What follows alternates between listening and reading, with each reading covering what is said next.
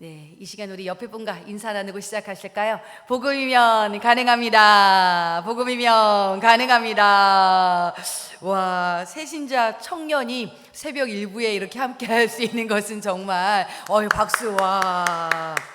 그건 뭐 거의 뭐 세계 최초 아닐까 저는 싶습니다. 국내도 아닌 세계 최초가 아닐까. 너무나 감사드립니다.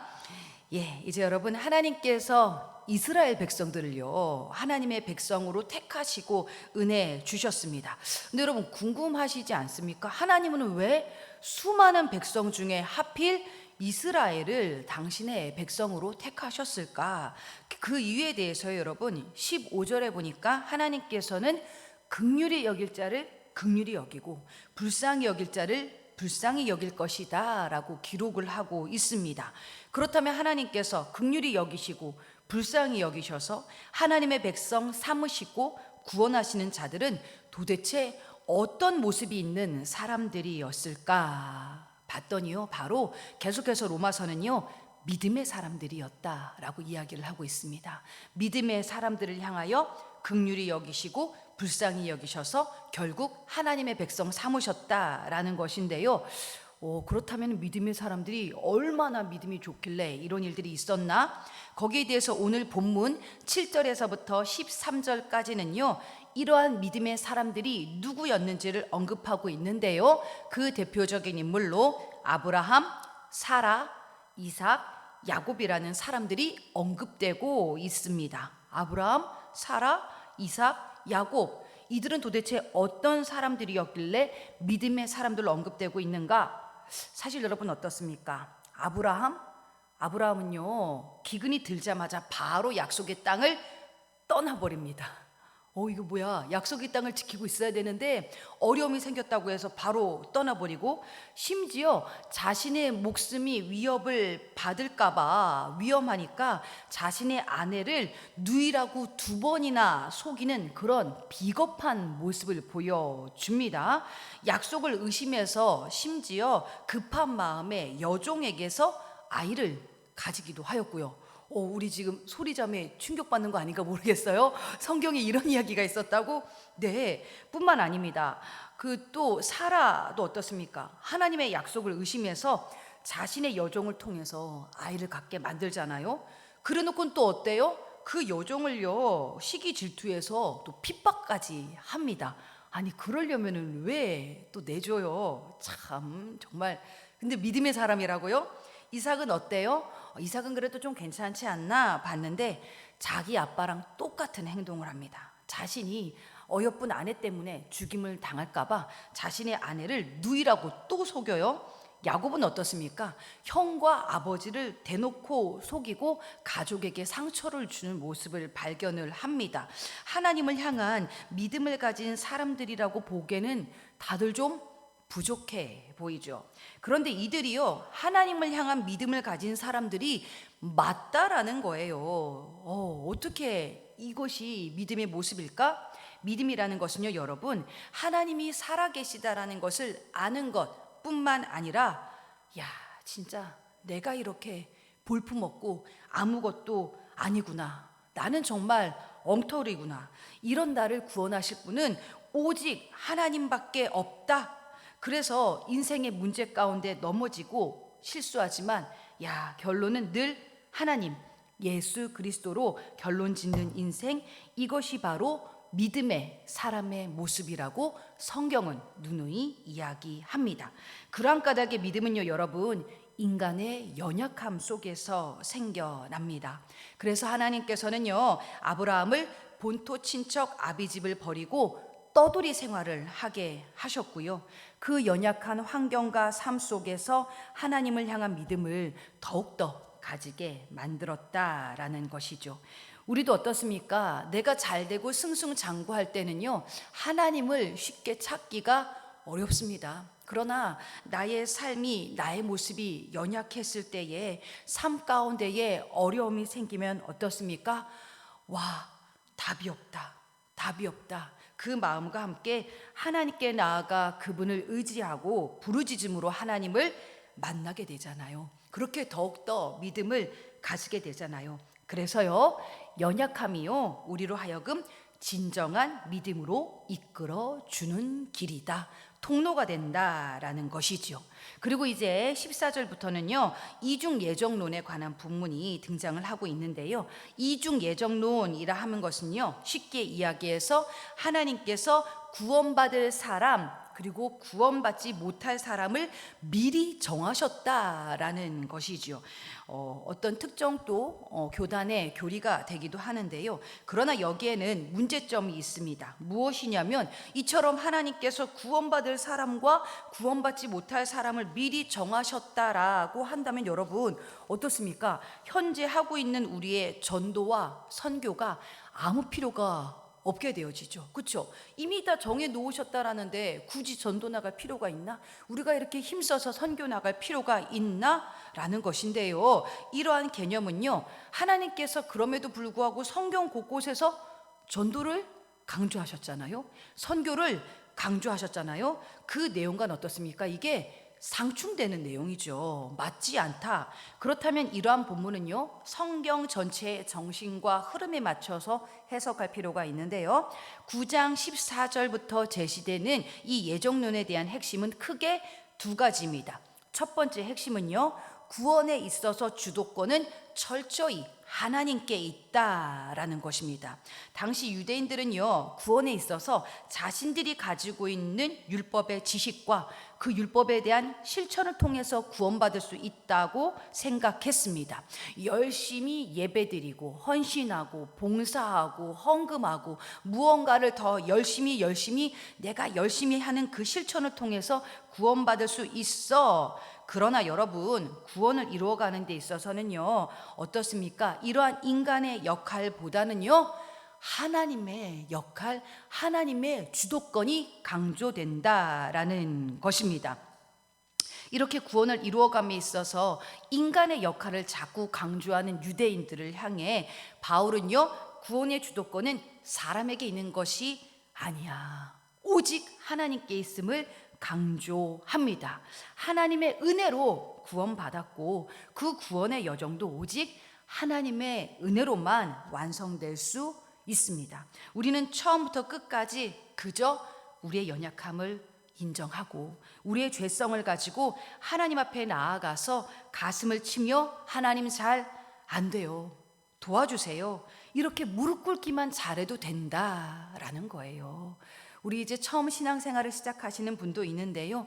열심히 뭔가를 해야지 그러면서요, 인간적인 행위를 하는 것보다는요, 그저 하나님 앞에 나아가는 그 자리를 잘 지키셨으면 좋겠습니다. 그래서요, 기도의 자리도 잘 지켜내시되 일상을 살아가면서도 매 순간 나의 연약함을 인정하고 하나님 앞에 나아가는 거예요. 하나님 안 되네요. 또 무너졌네요.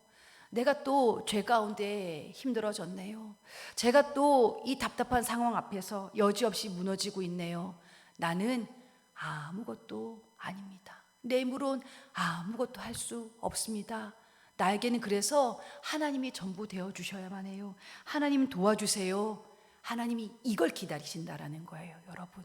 뭘 많이 하고 내가 몇 년짜리 신앙을 하고 내가 무슨 부서의 그 사역 부장으로 몇 년을 사역하고 그게 아니라요. 내가 이렇게 능력이 있다 이게 아니라요. 나는 아무 힘도 없습니다. 아무 소망도 없습니다. 그래서요, 하나님밖에 없어요. 하나님 나 좀 도와주세요. 이것이 바로 믿음의 모습이라는 것이고요. 이 고백을 주님께서 기다리신다라는 것이지요. 그저 하나님의 은혜가 주어지고 그 은혜 가운데 어느덧 내가 의도하지 않게 그러한 사람이 되어져 가는 것입니다. 그리고 어느 순간엔 어때요? 나 변화되었네. 매일매일 진짜 달라지고 있네. 그러면서요, 어때요? 하나님께서 바라고 원하시는 예수 그리스도를 닮아가는 사람으로 점차 변화되어진다라는 것이지요. 이렇게 구원에 있어서 주도권은 철저히 누구에게 있다? 하나님께 있다라는 것이고요. 두 번째는요, 하나님께서는요, 구원할 사람을 예정하신 것이 아니라 구원할 방법을 예정하셨다라는 겁니다. 이 사람은 구원받고 이 사람은 아니야. 그게 아니라요, 구원할 방법을 이것으로 예정하셨는데요. 하나님께서는 구원의 방법으로 무엇을 예정하셨는가? 그것은 바로 믿음입니다. 믿음을 정의함에 있어서 참 여러 가지로 정의하지만 얼마 전에도 한번 정의를 내어드렸었죠. 믿음은 내어 맡김입니다. 뭐라고요, 여러분? 믿음은 내어 맡깁니다. 내 인생의 주인이 더 이상 내가 아닌 주님으로 그 주님께 내 인생의 여정의 시작뿐만 아니라 모든 일의 결과까지도 내어 맡기는 것이 믿음이다라는 것이죠. 그래서요, 인생의 문제 가운데에 넘어지고 실수하지만 결론은 늘 하나님, 예수 그리스도로 결론 짓는 인생. 그렇기 때문에요, 여러분, 구원에 있어서 사람에 대한 하나님의 차별은 없습니다. 하나님께서는 모두에게 공평하게 구원의 길을 열어 놓으셨고요. 그 구원의 조건은 믿음이다라는 것이지요, 여러분. 이번에 수련회를 갔다 왔어요. 저희 청년 청소년 친구들이 굉장히 많은 은혜를 받았었는데요. 그 자리에 고3 친구가 앉아 있었던 것이죠, 여러분. 고3이 뭔가 수련회를 참석한다라는 것은 아이러니하게도 한국 교단 내에서는 진짜 이제는 어렵다라는 것이죠. 고3이 무슨 교회를 가? 아니, 무슨 고3이 그 교회 수련회를 가? 그런데요, 아니요, 고3이라서 더 갈 수 있는 거예요. 더 마음이 연약하고 가난하기 때문에, 힘들고 어렵기 때문에 더 하나님 의지하고 앞날을 내어 맡기는 거예요. 이 친구들이 고1도 요즘 고3 같습니다. 교육제도가 바뀌어가지고요, 고1이 이제 정말로 중요한 그런 관건이 되어졌거든요. 고3 같은 고1이 앉아 있었고 고3이 앉아 있었어요. 그 자리에 이 친구들이 더군다나 공부도 잘하고 똑똑한 친구들이에요. 앞날에 대한 걱정들, 주일날에도 방학임에도 불구하고 학원을 다 다니고 있음에도 불구하고 이 친구들이 학원 내려놓고 그 자리에 와서 앉아 있는데, 강사 목사님께서 그런 말씀하셨어요. 우리는 다 교회 나와서 어디 가게 해주십시오. 하나님, 저 이 대학 가야 합니다. 이 전공 가야 합니다. 떨어지면 안 됩니다. 대부분 이렇게 기도하시잖아요. 많이들 그렇게 기도하신다 그러더라고요. 그래서 100일 기도 들어가고, 심지어 수능 당일날 기도회 많이 들어보셨죠? 그래서 그 목사님들이 시간마다 이렇게 기도회를 인도하는데요, 그 기도 제목이 다 있습니다. 우리 아이가 뭐 플러스 마이너스 기억 잘 나게 하시고 찍어도 맞게 하시고 졸지 않게 하시고 다 기억나게 해주십시오. 마치 무슨 그 절에 불공 들이듯이 그렇게 마음의 평안함을 위해서 사람들이 많이 기도하는데, 어떻습니까? 믿음 아니다라는 거예요. 내가 뭔가를 딱 정해놓고 이거 주세요 그게 아니라요, 결과까지도 내어 맡기는 것이 믿음이다. 설령 떨어지면 그 가운데 하나님이 또 역사하심이 있고, 설령 내가 생각지도 못한 길이 열려지면 그 가운데 하나님의 뜻이면 나도 생각지도 못한 놀라운 계획이 기다리고 있다라는 것이죠. 그렇기 때문에 걱정할 거 없다. 하나님의 사람은 이게 특권이야 라고 말씀하신 거예요. 믿음의 사람은 이게 좋아. 뭘 어디 붙고 떨어지고 그게 아니라 하나님의 뜻 가운데 있으면 설령 내 계획과 다를지라도 그 길이 가장 안전하고 완전하다. 할렐루야. 그런데요, 고3 아이가요, 처음에는 굉장히 불안하다가 그 말씀을 듣고 자유해졌대요. 그러고 나서는 새벽 3시까지 아빠와 함께 정말로 미래에 대한 평안함을 나눌 수 있었다 그러면서요, 잠시 후에 제가 우리 아이들 후기 또 올려드릴 거거든요. 청소년들 후기 보고 제가 밤에 울었어요. 얼마나 담백하고 진솔한지 몰라요. 한순간 이 아이들이요, 집회를 4시간을 했거든요. 처음으로 수련에 끌려가가지고 4시간을 했는데 이 아이들이 그걸 다 은혜로 받더라고요. 감사했어요. 하나님의 사랑을 경험했어요. 믿음이 뭔지를 알았어요. 즉, 내 인생의 주인이 더 이상 내가 아닌 주님 되시는 거. 그래서 주님께서 원하시는 곳으로 이끌고 가시면 설령 내 계획과 다를지라도 어떻다? 평안하다. 그 길 가운데 하나님이 계실 것이기에 내어 맡기는 거예요. 내어 맡기는 거. 앞서 제시했던 하나님께서 이스라엘 백성을 선택하신 데에는 이유가 있습니다. 그들이 구원의 방법을요, 가장 효과적으로 전달할 수 있는 그릇, 매개체였기 때문입니다. 그래서 여러분 나중에 신명기 7장 7절을 한번 읽어보시기 바랍니다. 거기에 하나님께서 분명히 명시를 해 두셨거든요. 그들은, 이스라엘 백성은요, 당시 여러 민족들 중에서 가장 연약한 민족이었기 때문에 내가 그들을 선택했다라고 기록되어져 있습니다. 너무나 작고 연약해서, 그래서 하나님만 온전히 의지할 수 있는 민족이었기 때문에 하나님께서는 그들을 택하셔서 말씀의 청지기로 삼으셨다라는 것이지요. 우리 안에는 연약함과 또 결핍으로 인해 절망하거나 낙심하지 마시기 바랍니다. 그것이 있기 때문에 이처럼 하나님을 향한 믿음을 가질 수 있습니다. 22절 후반절 말씀처럼 하나님께서 우리를 오래 참아주시고 기다려주시고 용납해 주셨기 때문에 우리가 오늘 우리 될 수 있었던 것이지요. 그렇기에 우리도 이처럼 내가 보기에 조금 부족해 보이는 가족과 또 이웃의 지체들을 향하여 정죄하고 판단하는 것이 아니라 주님의 마음을 품고 좀 더 넉넉하고 너그럽게 용납하면서 나아갔으면 좋겠습니다. 오늘도 그렇게 나의 연약함을 인정하고 주님을 더욱 갈망하며 믿음 주십시오. 내게 믿음 주십시오. 믿음 달라고 간절히 나아간 우리 모두가 될 수 있기를 주님의 이름으로 축복합니다. 이 시간 우리 로마서 9장 말씀을요, 우리 한 절씩 교독하도록 하시겠습니다. 제가 먼저 읽겠습니다. 내가 그리스도 안에서 참말을 하고 거짓말을 아니하노라. 나에게 큰 근심이 있는 것과 마음에 그치지 않는 고통이 있는 것을 내 양심이 성령 안에서 나와 더불어 증언하노니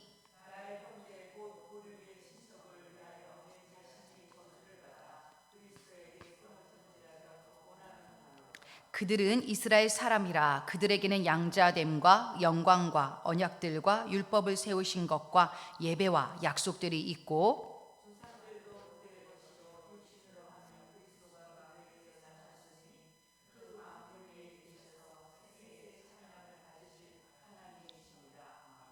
그러나 하나님의 말씀이 폐하여진 것 같진 않도다. 이스라엘에게서 난 그들이 다 이스라엘이 아니요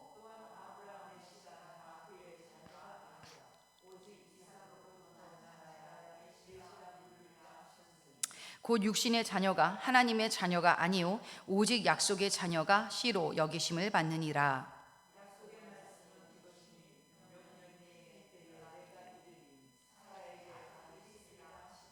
그뿐 아니라 또한 리브가가 우리 조상 이삭 한 사람으로 말미암아 임신하였는데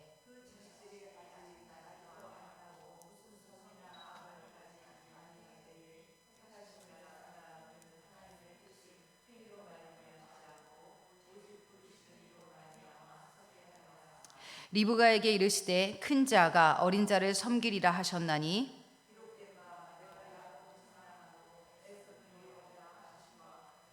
그런즉 우리가 무슨 말을 하리요? 하나님께 불의가 있느냐? 그럴 수 없느니라.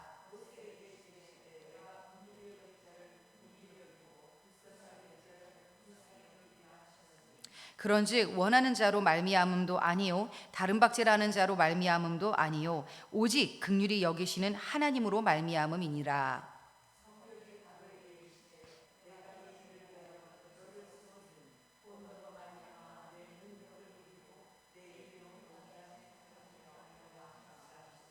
그런즉 하나님께서 하고자 하시는 자를 긍휼히 여기시고 하고자 하시는 자를 완악하게 하시느니라.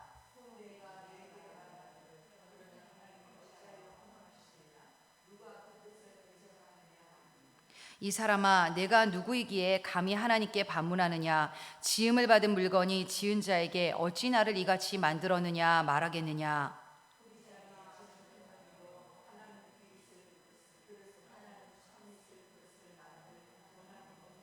만일 하나님이 그의 진노를 보이시고 그의 능력을 알게 하고자 하사 멸하기로 준비된 진노의 그릇을 오래 참으심으로 관용하시고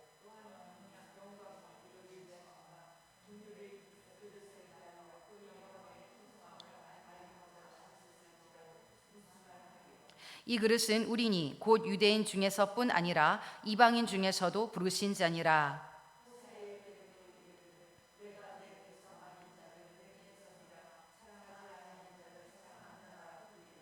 너희는 내 백성이 아니라 한 그곳에서 그들이 살아계신 하나님의 아들이라 일컬음을 받으리라 함과 같으니라.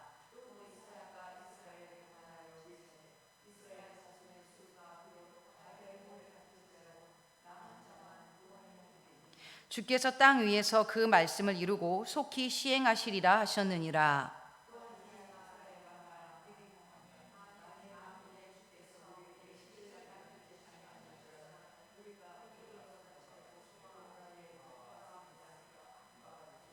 그런즉 우리가 무슨 말을 하리요? 의를 따르지 아니한 이방인들이 의를 얻었으니 곧 믿음에서 난 의요.